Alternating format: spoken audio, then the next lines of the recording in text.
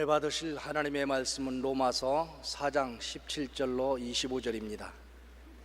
기록된 바 내가 너를 많은 민족의 조상으로 세웠다 하심과 같으니 그가 믿은 바 하나님은 죽은 자를 살리시며 없는 것을 있는 것으로 부르시는 이시니라. 아브라함이 바랄 수 없는 중에 바라고 믿었으니 이는 네 후손이 이가 되리라 하신 말씀대로 많은 민족의 조상이 되게 하려 하심이라. 그가 100세나 되어 자기 몸이 죽은 것 같고 사라의 태가 죽은 것 같음을 알고도 믿음이 약하여지지 아니하고 믿음이 없어 하나님의 약속을 의심하지 않고 믿음으로 견고하여져서 하나님께 영광을 돌리며 약속하신 그것을 또한 능히 이루실 줄을 확신하였으니 그러므로 그것이 그에게 의로 여겨졌느니라. 그에게 의로 여겨졌다 기록된 것은 아브라함만 위한 것이 아니요 의로 여기심을 받을 우리도 위함이니 곧 예수 우리 주를 죽은 자 가운데서 살리신 이를 믿는 자니라. 예수는 우리가 범죄한 것 때문에 내줌이 되고 또한 우리를 의롭다 하시기 위하여 살아나셨느니라. 아멘.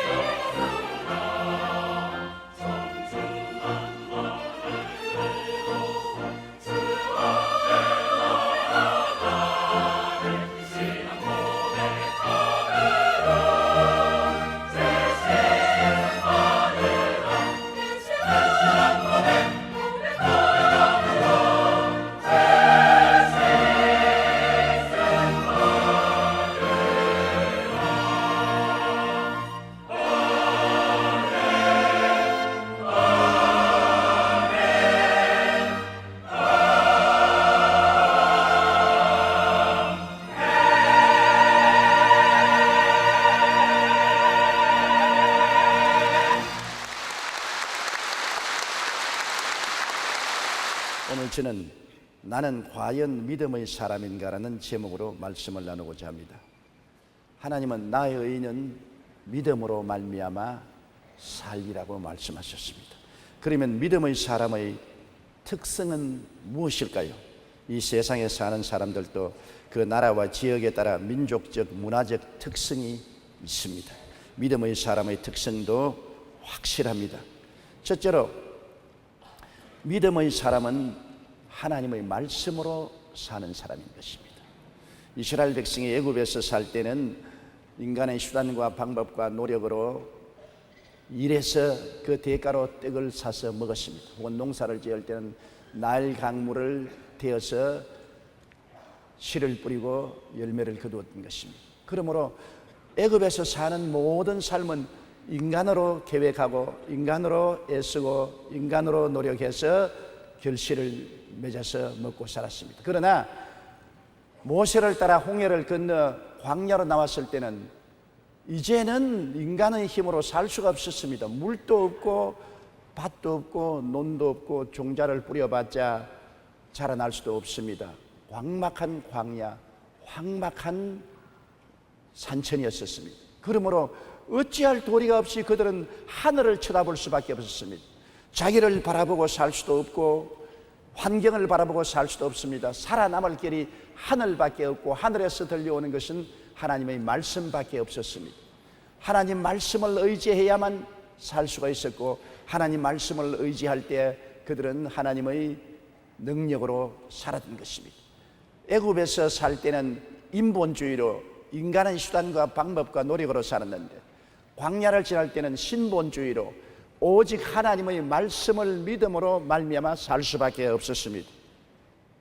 출애굽기 16장 4절에 내가 너희를 위하여 하늘에서 양식을 비같이 내리리니 백성이 나가서 일용할 것을 날마다 거둘 것이라 이같이 하여 그들이 내 율법을 준행하나 아니하나 내가 시험하리라고 성경은 말씀하고 있습니다.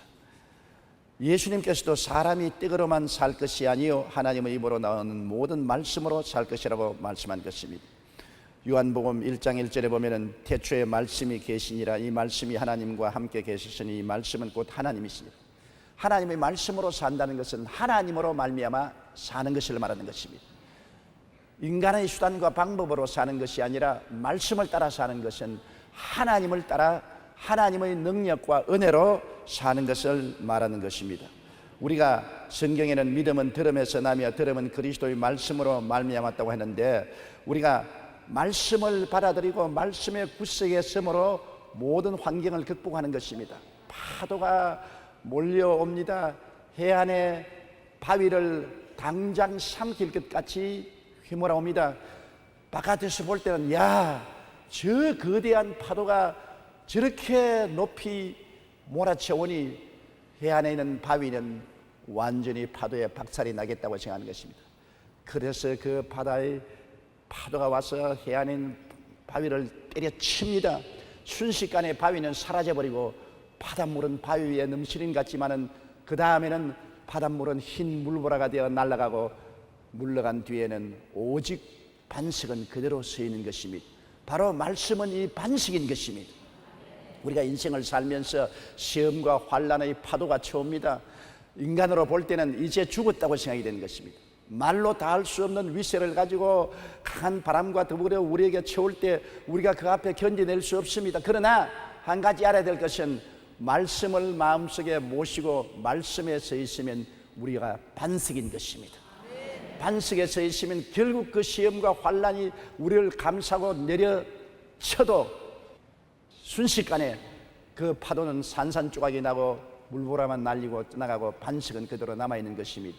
그렇기 때문에 이 보배를 질그릇에 가졌으니 사방으로 우겨 쌓임을 당하여도 쌓이지 아니하고 답답한 일을 당해도 낙심하지 아니하고 핍박을 받아도 버림받지 아니하고 거꾸로 때림을 당하여도 망하지 않는다고 말한 것입니다.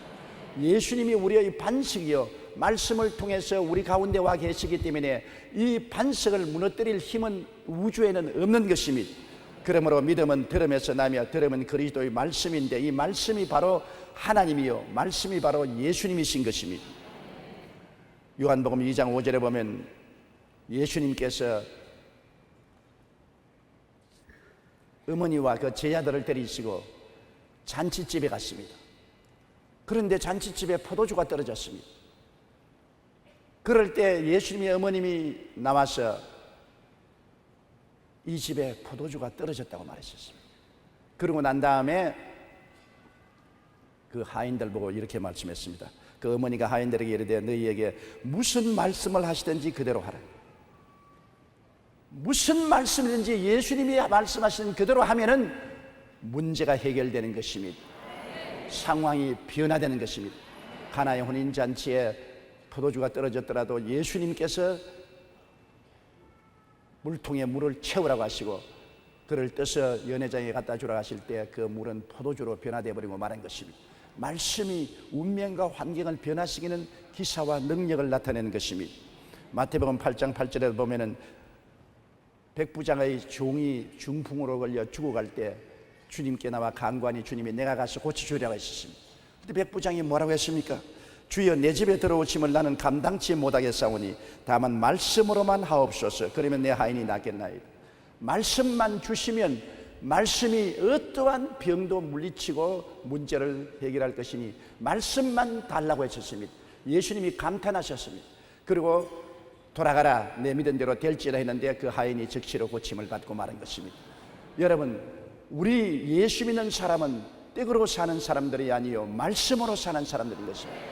이제는 우리 자신을 바라보고 살지 않고 우리의 환경을 바라보고 살지 않고 하늘을 쳐다보고 하나님 보좌에서 넘쳐나오는 말씀을 가지고 우리가 사는 것입니다. 그러므로 이 말씀을 듣고 말씀을 묵상하고 말씀을 믿고 말씀을 마음속에 깊이 간직하면 우리가 만세 반석 위에 서서 살게 되는 것입니다. 눈에는 아무 증거 안 보이고 귀에는 아무 소리 안 들리고 손에는 잡히는 것 없어도 말씀 위에 서 있기 때문에 어떠한 풍파가 닥쳐와도 우리를 삼키지 못하고 그 풍파는 산산조각이 나버리고 말게 될 것입니다. 승리는 말씀 속에 서면 가질 수 있습니다. 로마서 10장 11절에 믿음은 들음에서 나며 들음은 그리스도의 말씀으로 말미암나니라고 말한 것입니다. 믿음의 생활은 말씀을 읽고 듣고 묵상하고 말씀이 우리 마음속에 간직될 때 믿음의 사람이 되고 믿음으로 하나님과 동행할 수 있게 되는 것입니다. 믿음의 사람은 말씀의 사람이라는 것을 잊어서는 안 되는 것입니다. 둘째로 믿음의 사람은 꿈을 품고 사는 사람인 것입니다. 여러분, 닭장에 닭이 알을 품고 있는 것을 본 적이 있지요. 그 눈을 반짝반짝하면서 알을 품고 있습니다. 우리가 상상컨대 그 닭은 알을 품고 있지만은 그의 머릿속에는 병아리를 꿈꾸고 있는 것입니다. 믿음의 사람이란 언제나 마음속에 꿈을 품고 있는 사람이 믿음의 사람인 것입니다. 이스라엘 백성이 430년 동안 애굽의 고센 땅에 살았습니다. 부조전례로 고센 땅에 뿌리를 내리고 살았으니 좀처럼 그 기름진 땅을 버리고 알지 못하는 가나안 땅으로 나오려고 하지 않습니다. 하루 이틀이 아닌 430년 동안 고센 땅에 살았습니다. 또 고센 땅은 굉장히 기름진 땅입니다. 초목이 많고 물도 넉넉하고 목축도 할 수 있고 농사도 지을 수 있는 곳입니다. 그런데 모세를 통해서 하나님이 가나안 땅으로 인도해 내실 때 그냥 나오라고 말한 것이 아닙니다. 그들의 마음속에 꿈을 심어준 것입니다. 젖과 꿀이 흐르는 땅으로 가자. 여기에 나일강이나 여기에 있는 초목은 비교할 것도 없다. 가나안 땅은 젖과 꿀이 흐르는 땅이다. 그들이 모세를 통해서 주시는 하나님의 말씀을 들었을 때 마음속에 폭발적인 꿈을 가진 것입니다. 젖과 꿀이 흐르다니 세상에 그런 땅이 있느냐. 그들의 마음속에 젖이 강물같이 흐르고 꿀이 강물같이 흐르는 것을 상상할 수 있었습니다. 그들이 그 꿈을 마음속에 품었기 때문에 부조전례로 살아온 고센 땅을 등 뒤로 버리고 떠나올 수가 있는 것입니다. 꿈이 있어야 우리 생활 속에 변화가 다가오는 것입니다. 꿈이 있어야 계획이 다가올 수 있는 것입니다. 꿈이 있어야 현실을 떠나고 앞으로 전진해 나갈 수가 있는 것입니다. 레위기 20장 24절에 젖과 꿀이 흐르는 땅을 너희에게 주어 유업을 삼게 하리라 하였노라. 나는 너희를 만민 중에서 구별한 너희 하나님 야훼라고 말씀하고 있는 것입니다. 꿈이 없는 백성은 망합니다. 여러분, 이스라엘 백성이 가데스 바네에 와서 이제 가나안 땅에 들어가려고 막 할 때 모세가 12 정탐꾼을 택해서 40주 40야를 가나안 땅을 정탐하게 한 것입니다. 그들이 가나안 땅을 정탐하고 돌아와서 보고할 때 10명은 꿈을 잃어버린 보고를 한 것입니다. 그들이 무엇을 보든지 하나님이 함께 계심으로 적과 꿀이 흐르는 땅을 얻을 수 있다는 꿈을 가져야 되는 것인데 꿈을 잃어버렸었습니다. 그들은 인간적인 생각으로 인본주의에 있어서 관찰한 것을 보고했습니다. 그들이 관찰은 인간적으로 볼 때는 맞았습니다. 우리가 본 땅은 젖과 꿀이 흐르는 땅이 아니라 광막한 광야요 사막이다. 그리고 그곳의 성은 굉장히 높다. 그곳에 사는 사람들은 네피림의 후손 아낙작손 대장부라 우리가 보기에는 메뚜기 같더라. 그들도 우리 보고 메뚜기라고 말할 것이다. 완전히 꿈이 없습니다. 인간적인 관찰로서 본 그대로 말했습니다. 그를 들은 사람들은 그들 마음속에 와, 우리가 가는 땅은 젖과 꿀이 흐르는 땅이 아니라 광막한 광야구나. 그리고 우리가 들어갈 곳은 성은 높고 그곳에 사는 사람들은 네피림의 후손 아낙자손 대장부라 우리는 메뚜기 같다고 했으니 모두 다 자기들을 메뚜기로 상상했습니다. 절대로 들어갈 수 없겠다. 들어가면 우리 처자가 사로잡히고 우리는 죽을 것이다. 우리 장관을 세워서 애굽으로 돌아가자. 완전히 좌절과 절망에 처한 것입니다. 부정적인 상상력을 동원해서 부정적인 꿈을 꾸자 그들은 미약해지고 연약해지고 패배자가 된 것입니다. 그러나 여호수아와 갈렙은 하나님의 말씀을 마음속에 간직하고 하나님의 약속을 통해서 사물을 보았습니다. 아니라 우리가 본 땅은 과연 젖과 꿀이 흐르더라. 그리고 물론 성은 높고 그들은 아낙자손 네피림의 후손 대장부지만은 그들의 보호자는 떠났고 그들은 우리의 밥이다. 우리 들어가서 점령하자. 그들은 사물을 볼 때 하나님과 함께 사물을 보았습니다. 하나님과 함께 보니 하나님의 약속대로 광야라도 젖과 꿀이 흐르게 될 수 있고 하나님이 같이 계심으로 아무리 높은 성도 무너지고 하나님이 함께 계심으로 아무리 큰 대장부도 하나님 앞에서는 아무것도 아닌 것입니다. 여호수아와 갈렙은 꿈을 가지고 보고를 했고 10명의 정탐꾼은 꿈이 없이 보고를 했습니다. 여러분, 우리가 인생을 살면서 하나님 없이 사물을 바라보면 안 믿는 사람이 보는 관점에서 사물을 보게 되는 것입니다. 우리 예수 믿는 사람은 예수 그리스도의 보혈로 하나님과 언약 맺고 하나님이 우리와 함께 계시고 하나님의 성령이 우리를 도와주시고 하나님의 약속의 말씀이 있기 때문에 눈에는 아무 증거 안 보이고 귀에는 아무 소리 안 들리고 손에는 잡히는 건 없어도 말씀을 통하여 꿈속에 살아야 되는 것입니다. 말씀을 통하여 오늘과 내일에 대한 꿈을 마음속에 품어야 되는 것입니다. 꿈이 없는 백성은 망합니다. 알을 속에 갖지 않은 닭은 알을 낳을 수가 없습니다. 속에 알이 있기 때문에 알을 낳는 것입니다. 여러분 속에 꿈을 품어야 꿈이 현실로 다가오게 되는 것입니다. 꿈이 없으면 현실의 새로운 창조적인 역사는 일어나지 않습니다. 민수기 14장 36절로 38절에 보면 그 땅을 악평하여 온 회중이 모세를 원망하게 한 사람 곧 그 땅에 대하여 악평한 자들은 야훼 앞에서 재앙으로 죽었고 그 땅을 정탐하러 갔던 사람들 중에 오직 눈의 아들 여호수아와 여분네의 아들 갈렙은 생존하니라. 보십시오. 꿈을 잃어버린 사람은 재앙을 만납니다. 그러나 꿈을 잃어버리지 않은 여호수아와 갈렙은 축복을 받은 것입니다. 꿈이 없으면 그 자체가 재앙인 것입니다. 내일이 없으니까요.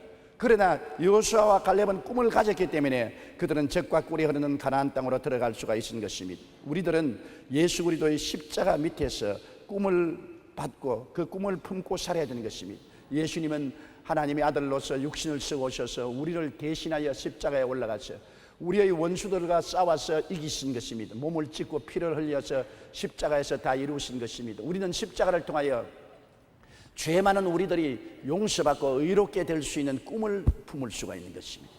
더럽고 추악한 우리가 씻음받고 거룩하고 성령 충만한 사람이 되는 꿈을 품을 수가 있습니다. 십자가를 통하여 병약하고 연약한 우리가 치료받고 건강하게 될 수 있는 꿈을 품을 수가 있는 것입니다. 저주받고 가난하고 낭패와 실망을 당한 우리가 아브라함의 복을 받고 형통하게 되는 꿈을 품을 수가 있고 죽어 멸망받을 수밖에 없는 우리가 부활 영생 천국인이 되는 꿈을 품을 수가 있는 것입니다. 우리의 꿈은 십자가를 통해서 마음속에 얻을 수 있는 것입니다.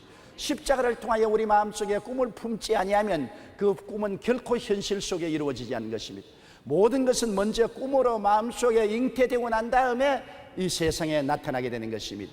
십자가를 통하여 우리의 영혼이 잘되고 범사에 잘되며 강건하고 생명을 얻되 넘치게 얻게 하신 그리스도의 은총을 우리는 마음속에 꿈으로 받아들이고 그것을 바라보아야 되는 것입니다. 내가 그리스도의 은혜로 말미암아 변화된 모습을 바라보아야 되는 것입니다. 누구든지 그리스도 안에 있으면 새로운 피조물이라. 이전 것은 지나갔으니 보라 새 것이 되었도다. 나는 새 것이 된 내 자신을 꿈꾸는 사람이 되어야 하는 것입니다. 용서받은 의인이 된 자기를 꿈꾸어야 되며 거룩하고 성령 충만한 자기를 꿈꾸어야 되며 치료받고 건강이 된 자기를 꿈꾸어야 되며 아브라함의 축복과 형통을 받은 자기를 꿈꾸어야 되며 부활 영생 천국을 얻은 자기를 꿈꾸어야 되는 것입니다. 십자가를 바라보고 꿈을 잉태하고 꿈을 꾸는 사람은 그대로 되는 것입니다.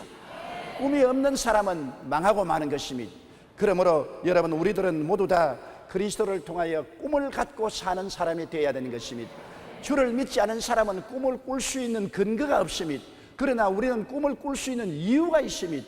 예수께서 우리를 대신하여 십자가에서 몸짓고 피 흘려 값지고 위대한 삶을 우리에게 허락해 주셨기 때문에 십자가 밑에 가서 꿈을 꾸지 않을 수가 없는 것입니다. 십자가 밑에서 꿈을 꿀 수 없는 사람은 어느 곳에 가도 꿈을 꿀 수 없습니다. 십자가 밑에서 꿈을 꾸는 사람을 통해서 하나님은 새로운 삶을 우리에게 허락하여 주시는 것입니다. 하나님의 성령이 오시는 것은 우리에게 십자가를 통한 꿈과 환상을 굳게 가지고 그것을 이루기 위해서 오신 것입니다. 성경은 성령도 우리 연약함을 도우신다고 말한 것입니다. 성령이 오시면 젊은이는 환상을 보고 늙은이는 꿈을 꾸겠다고 말한 것입니다. 성령이 예수 그리스도의 십자가 보혈을 통하여 젊은이의 마음속에는 환상을 그리고 늙은이의 마음속에는 꿈을 그려주시고 성령께서 환상이나 꿈을 품은 사람을 통해서 능력과 권세를 나타내 주시는 것입니다. 하나님의 성령은 그냥 아무나 사용하는 것이 아닙니다. 꿈이 없는 사람은 성령이 사용할 수 없습니다. 꿈이라는 그릇을 가진 사람을 통해서 하나님의 성령이 사용하시는 것입니다. 여러분, 예수님의 제자들 보십시오. 불황무식한 제자들, 어부들, 갈릴리를 떠나본 적이 없는 촌 사람들입니다. 그런 사람들에게 주님께서 3년 반 동안 가르치고 위대한 꿈을 넣어주었던 것입니다. 너희는 온 천하에 다니며 만민에게 복음을 전가하라. 비행기도 없고 자동차도 없고 배도 없이 도보로 다닐 때 그들에게 천하에 나가서 그리스도의 복음을 전파라. 얼마나 놀라운 꿈을 주셨습니까? 그리고 성령이 오시면 성령의 능력을 주어서 이것을 이룰 수가 있다고 말한 것입니다. 성령이 오시자 그들의 마음속에 주님이 주신 꿈이 폭발했습니다. 그들은 그들의 현실과 삶을 초월한 위대한 하나님의 꿈을 받아들였습니다. 하나님의 꿈을 그들 마음속에 품자 꿈이 그들을 이끌어 나갔습니다. 평범한 어부와 촌뜨기가 아닙니다. 위대한 하나님의 역군으로 사용하셔서 그들을 통하여 300년 만에 로마 제국이 기독교화되고 마른 것입니다. 세계가 변화되고 마른 것입니다. 꿈을 품으면 꿈이 여러분을 품어주신 것입니다.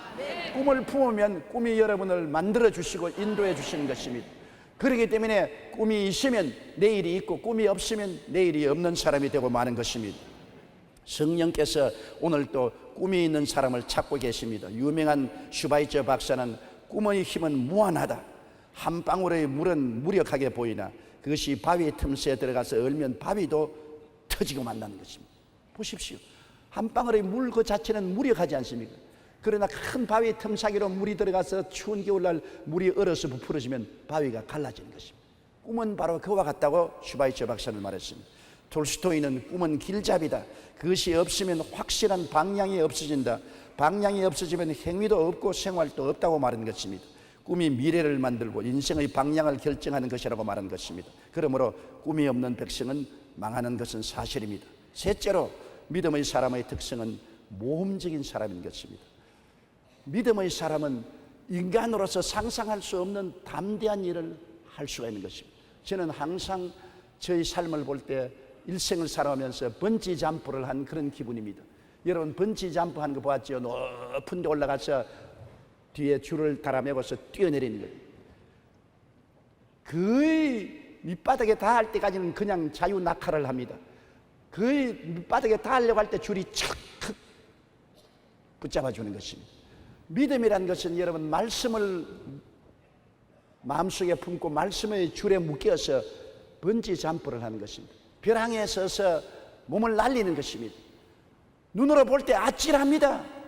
귀로 들으면 저 밑에 계곡에 물소리가 들립니다. 피부로 느끼도 밑에 불어오는 바람이 피부를 스치고 가는 것입니다. 모든 것을 볼 때 위험하다, 위험하다, 뛰어내리면 절망이다, 그렇게 말합니다. 그러므로 보통 사람들은 그 낭떠러지 곁에 안 가지요. 될 수 있으면 멀리 서 있으려는 것입니다. 예수 믿는 사람은 그런 낭떠러지까지 갑니다. 왜? 우리는 눈에 안 보이지만은 말씀이 나를 묶고 있는 것을 알고 있기 때문인 것입니다. 말씀의 밧줄이 나를 묶고 있으므로 번지 잠파하는 것처럼 벼랑에서 몸을 날려도 나중에 땅에 부딪힐 정도가 되면은 절컥하고 그 말씀의 줄이 나를 붙잡아 주는 것을 알고 있는 것입니다. 그렇기 때문에 믿음이란 번지 잠프인 것입니다. 믿음이란 처음부터 여러분을 붙잡아 주는 것 아닙니다. 눈에는 아무 증거 안 보입니다. 귀에는 아무 소리 안 들립니다. 손에는 잡힌 거 없습니다. 내 앞길 캄캄합니다. 그럼에도 불구하고 말씀의 줄을 잡고 뛰어내리는 것입니다. 이렇기 때문에 모험의 사람이 아니고는 믿음의 사람이 될 수 없는 것입니다. 다윗은 모험의 사람이었던 것입니다. 아버지 양을 칠 때 사자와 곰이 와서 양 새끼를 물고 가는 것입니다. 여러분, 어떻게 17살쯤 되는 초립동이 사자나 곰에 대항해서 싸울 수가 있는 것입니까? 그가 하나님이 같이 하고 계신다는 믿음이 없으면 결코 사자나 곰에게 덤벼들 수가 없습니다.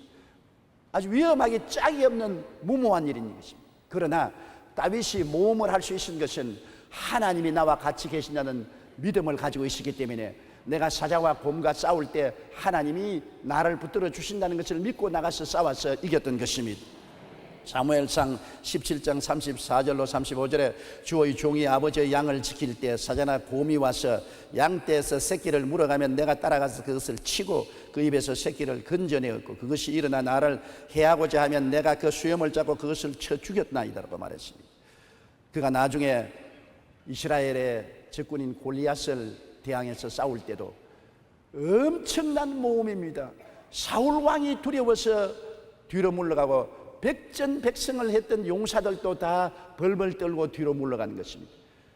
그런 백전노장을 제껴놓고 초립동 다윗이 골리앗을 대항해서 나간다는 것은 엄청난 모험입니다. 자기 스스로 봐서는 키를 재어봐도 어림도 없고 몸무게를 재어봐도 어림도 없고 전투 경험을 재어봐도 어림도 없습니다. 상대가 되지 않습니다. 그럼에도 불구하고 다윗이 벼랑에서 몸을 날릴 수 있는 것은 하나님이 같이 계신다는 믿음을 가지기 때문에 모험을 한 것입니다. 사울은 믿어도 모험을 안 했습니다. 이스라엘의 용사들도 하나님을 믿긴 믿었어도 모험을 하지 않았습니다. 그러므로 믿음의 역사가 일어나지 않았습니다. 사울은 모험을 하고 하나님을 의지하고 골리앗이 나가서 대항을 한 것입니다.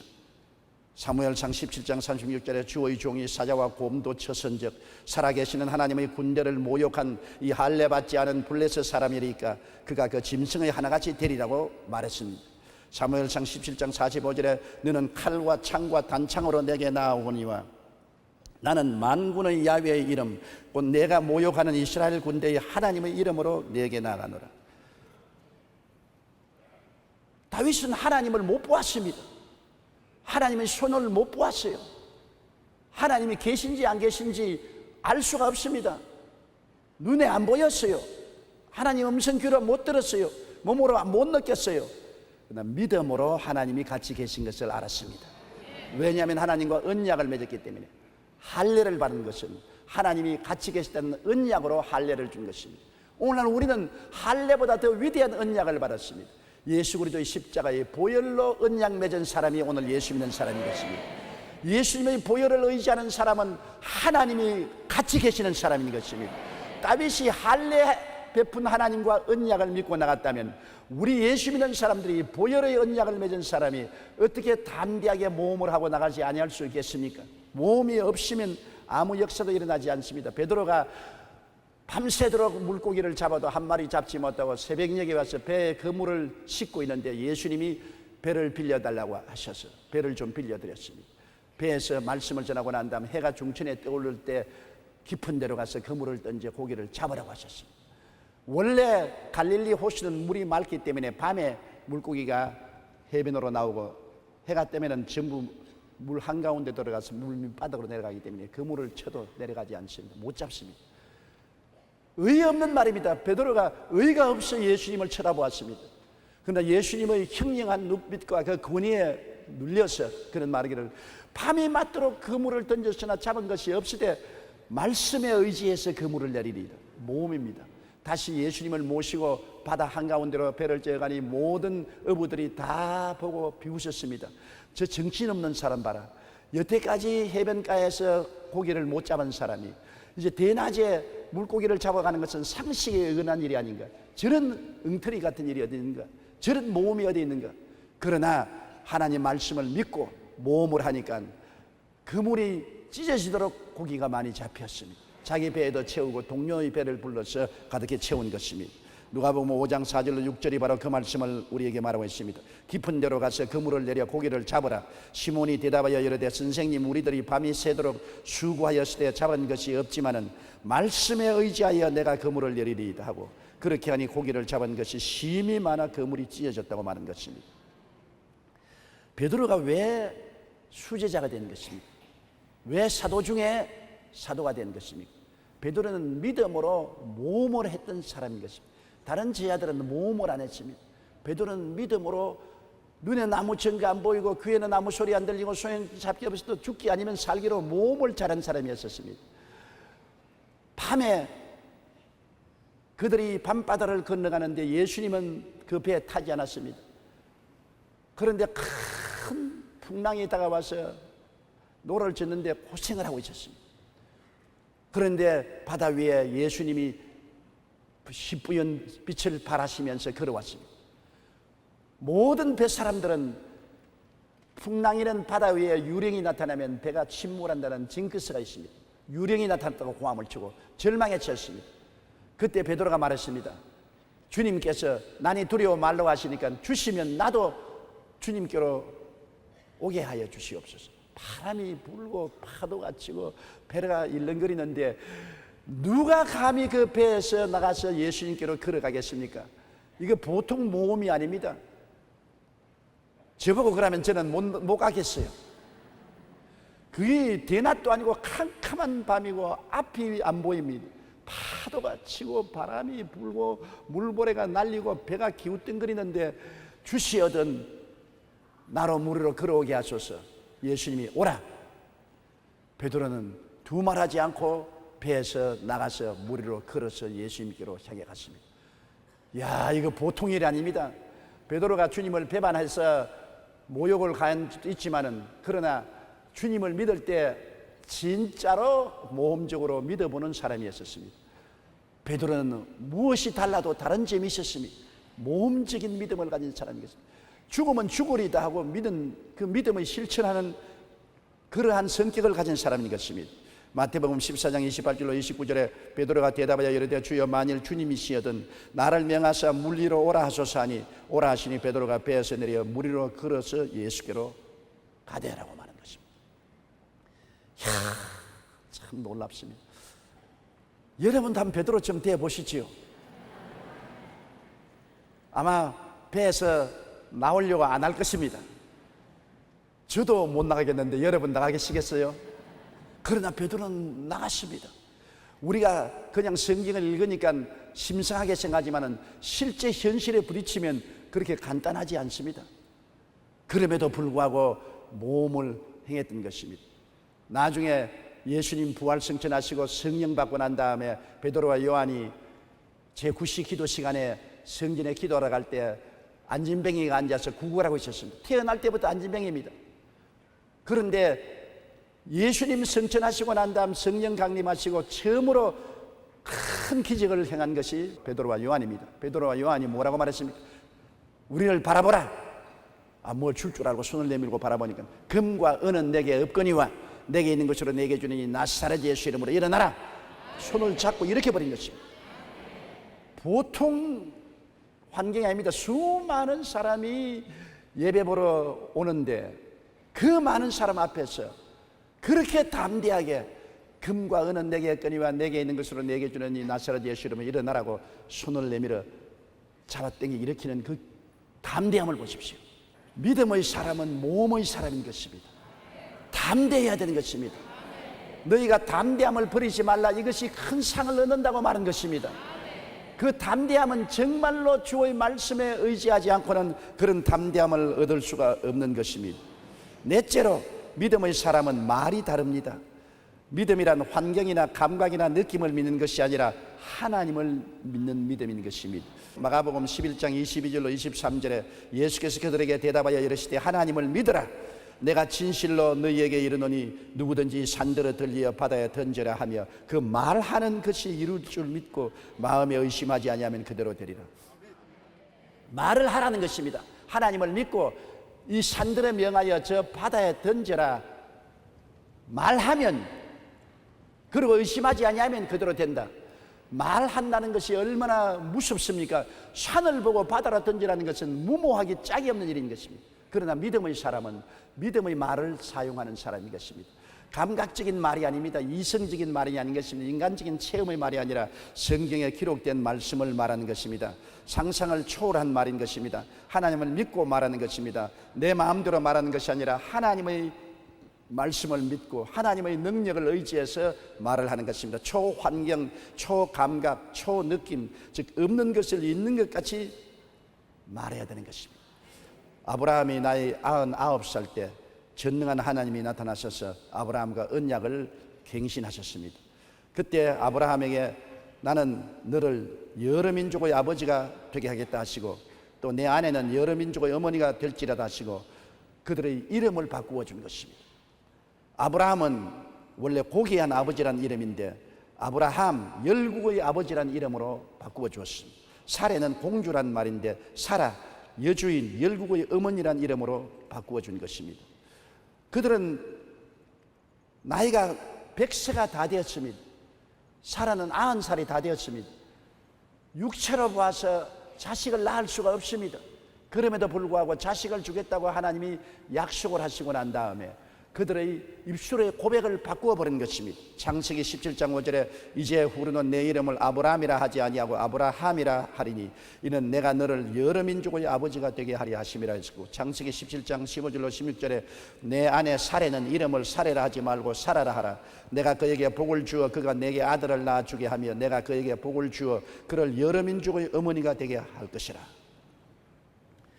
하나님께 언약을 받은 사람은 말을 바꾸어야 되는 것입니다. 하나님은 죽은 자를 살리시며 없는 것을 있는 것 같이 말씀하시는 하나님이신 것입니다. 아직 없습니다. 눈에 안 보여요.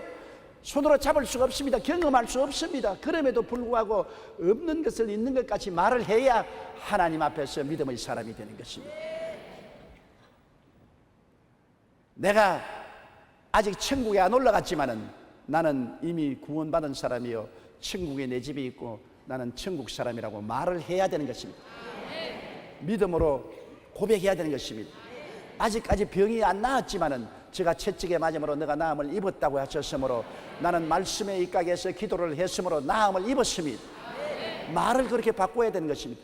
나는 지금까지도 성공하지 못하고 시험과 환난과 고통이 많지만은 그리스도께서 나를 위하여 저주를 받아서 율법의 저주에서 나를 해방하여 주시고 아브라함의 복을 받게 해주셨으므로 나는 복받은 사람입니다. 결코 나는 복을 받은 사람이니 복이 나를 따라오는 것입니다. 말을 하나님 말씀을 통해서 바꿀 수가 있어야 되는 것입니다. 하나님을 믿고 그렇게 하라는 것입니다. 내 인간의 힘으로는 그렇게 말할 수 없습니다. 하나님을 믿어라. 그리고 이 산들을 명하여 저 바다에 던져라 말하라고 말한 것입니다. 하나님의 말씀을 믿고 하나님을 의지하고 우리가 언어를 바꾸어야 되는 것입니다. 우리가 옛날에 감각적인 언어, 지성적인 언어, 이성적인 언어, 체험적인 언어만 말한다면 인간적인 삶밖에 살 수 없습니다. 하나님의 능력으로 살려면 말을 바꾸어야 되는 것입니다. 하나님의 말씀을 의지하고 말할 수 있어야 되는 것입니다. 성경에 주님께서 한 번은 산에서 변화되고 9 제자들하고 내려오니까 많은 사람이 남은 제자들하고 모였는데 정간을 하는 아들을 데린 아버지가 와서 예수님께 뛰어와서 주여 내 아들이 귀신에 잡히면 물에도 자빠지고 불에도 다 자빠집니다. 귀신이 내 아들을 죽이려고 했는데, 내 아들을 데리고 왔는데 당신의 제자들이 고치지 못하더이다. 무엇을 할 수 있거든 나를 도와주시옵소서. 주님께서 당장 그 아버지의 입술의 고백을 꾸짖으셨습니다. 할 수 있거든이 무슨 말이냐? 입술의 고백을 잘못했습니다. 할 수 있거든이 무슨 말이냐? 믿는 자에게는 능치 못하심이 없나니라. 그러자 그 아버지가 입술의 고백을 바꾸었습니다. 주여 내가 믿나이다. 아까전에는 할 수 있거든이라고 말하다가 요즘 이제 입술의 고백을 바꾸어서 주여 내가 믿나이다. 믿음 없는 것을 도와주시옵소서. 그러자 주님께서 그 소년을 향해서 꾸짖으시니 귀신이 나가고 고침을 받은 것입니다. 이 아버지가 믿음의 고백을 잘못했을 때는 예수님께서 꾸짖으시고 어린아이를 고치지 않았습니다. 할 수 있거든이라고 말할 때는 주님이 도대체 무슨 말을 그렇게 말하느냐, 그런 입술의 고백을 어떻게 할 수 있느냐. 꾸짖으니까 당장 이 아버지가 회개하고 믿습니다. 이제 할 수 있거든이 아닙니다. 믿습니다. 그러니까 주님께서 고쳐주신 것입니다. 정말 신앙의 고백에 주님이 감탄하는 것은 서르보니게 여인입니다. 서르보니게 여인이 딸이 귀신 들렸다고 고쳐달라고 예수님께 나와 간청할 때 예수님이 자녀에게 줄 떡을 취해서 개에게는 안 준다. 이방 개인 너에게 치료를 줄 수가 없다고 말했습니다. 그때 서르보니게 여인이 말했습니다. 옳소이다 주님, 개입니다. 그러나 개들도 밥상에서 떨어지는, 자녀들이 먹는 밥상에서 떨어지는 부스러기는 받아 먹습니다. 그 신앙 고백을 하니까 주님 뭐라고 말씀하셨습니까? 오 여자여 내 믿음이 크도다. 내 딸에게서 귀신이 나갔나니라. 조금 전까지 주님께서 자녀에게 줄 떡을 취하여 개에게는 안 준다고 했는데 이 서르보니게 여인의 신앙 고백이 얼마나 위대합니까? 예, 옳습니다. 그러나 개들도 자녀의 밥상 밑에 떨어지는 부스러기는 받아 먹으니 저게 부스러기 하나만 주십시오. 그 말에 주님이 감탄하신 것입니다. 우리가 말을 잘해야 주님을 감동시킬 수가 있는 것입니다. 주님이 세상에 어떻게 그런 말을 하고 내게 은혜를 받으려고 하느냐, 이렇게 꾸짖으면 어떻게 하겠습니까? 주님 할 수만 있으면 날 좀 도와주시옵소서. 주님 할 수만 있으면 나를 고쳐주시옵소서. 할 수만 있으면 내게 평안을 주시옵소서. 할 수만 있으면 성공하게 해주시옵소서. 이 사람아, 할 수 있다는 말이 무슨 말이냐? 말 도로 고쳐서 오너라. 말 배워서 오너라. 곰곰이 생각하고 회의하고 난 다음 주여 믿습니다. 아까는 믿음 없는 말을 한 것을 용서하여 주시옵소서. 주님 할 수 있습니다. 믿습니다. 그러면 주님이 그래 내 믿은 대로 될지어다 그렇게 말씀하는 것입니다. 히브리서 10장 35절에 그러므로 너희 담대함을 버리지 말라. 이것이 큰 상을 얻는다고 말한 것입니다. 담대하게 말을 할 수 있어야 되는 것입니다. 찬송가 나 같은 죄인 살리신 등 좋은 찬송가를 많이 남겼던 영국의 존 뉴턴 목사님은 세상에서 낙심하게 하는 것들이 많이 있으나 믿음의 사진에는 그런 말이 없다. 다른 사람에게는 낙심되는 것들이 신자들에게는 하나님의 길로 들어가는 신호이다라고 말한 것입니다. 믿음이란 환경이나 감각이나 느낌을 믿는 것이 아니라 하나님을 믿는 것이기 때문에 믿는 사람은 말이 달라져야 되는 것입니다.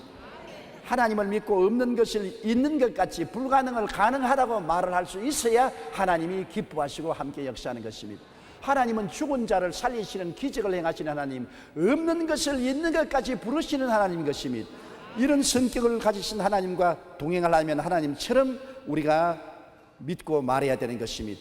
믿음의 사람이란 하나님과 동행하는 사람으로 하나님의 성품을 닮아야 함께 동행하게 되는 것입니다. 그러므로 자연적으로 하나님을 따라 생각하고 하나님을 따라 꿈꾸고 하나님을 따라 믿고 하나님을 따라 말하게 되면 하나님과 더불어 생활할 수 있게 되는 것입니다. 우리 고대에서 기도드리겠습니다. 사랑이 많으신 우리 아버지 하나님, 우리 모든 사람들이 다 믿음의 사람이 되어 살게 하여 주시옵소서. 믿음의 사람이 가지는 특성을 우리가 알아보았었습니다.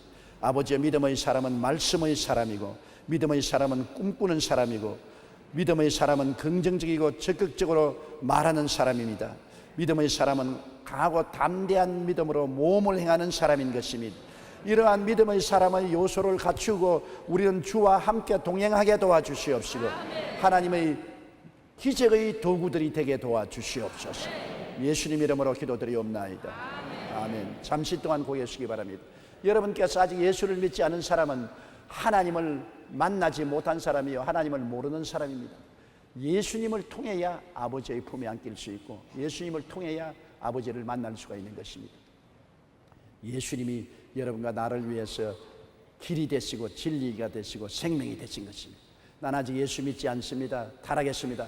나도 예수 믿고 그 길을 통해서, 그 진리를 통해서, 그 생명을 통해서 하나님을 만나고 하나님의 은총을 통해서 살기를 원합니다. 나를 위해서 기도해 주십시오 하시는 분은 이 대강당에서, 텔레비시에서, 지교회, 지성전, 또 세계 여러 교회에서, 텔레비 앞에서, 방송 앞에서, 인터넷 앞에서 일어나 주시기 바랍니다. 이 시간에 일어나 주십시오. 일어나서 예수님을 구주로 모시고 입술로 고백하면 하나님의 구원하시는 기적이 일어나게 되는 것입니다. 가만히 앉아서 조용하게 혼자서 믿겠다 하면 결코 구원은 오지 않습니다. 구원은 담대한 모험인 것입니다. 구원은 고백인 것입니다. 구원은 믿음인 것입니다. 그러므로 오늘 이 시간 여러분 다 구원받기를 원합니다. 일어나신 여러분은 이 기도를 소리내어 따라해 주시기 바랍니다. 사랑하시는 하나님, 저는 죄인입니다. 어디에서 와서 왜 살며 어디로 가는지 알지 못하고 방황하며 지냈습니다.